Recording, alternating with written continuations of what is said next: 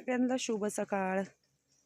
सकाळचे वाजलेत 8. अजून पाण्याची लाईट गेलेली नाहीये. मस्त असं बागेवर पाणी पडतंय. ड्रिपचं किती छान दिसतंय बघा ते. आणि इकडे हे सगळे ओरडतायत. हिच्या पिल्लांना आत कोंडून टाकले. ह्यांना खुराक टाकायचा आहे, पण मी टाकणार आहे थोड्या वेळाने. कोंबड्या पण बाहेर सोडल्या आहेत. आणि इकडे आमचा काय स्वयंपाक चालू आहे बघा आज. आता काय बनवले आज? तर घातली आहे कुकरला हरभरा डाळ. आज बनवायचं आहे पुरणपोळी. आज आहे स्वामी पुण्यतिथी, त्यानंतर नैवेद्याला बनवायचं आहे पुरणपोळी. इकडे भात शिजत घातलेला आहे आणि इकडे पीठ मळून घेतलेलं आहे, झाकून ठेवले चाळणीखाली.